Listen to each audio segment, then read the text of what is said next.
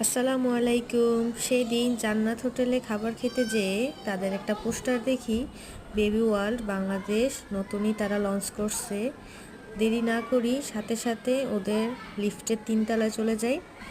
Spiderman এটা নেওয়ার জন্য আমার ছেলে প্রচুর বায়না করেছে, ওর বাবা এটা নিয়েও আসছে।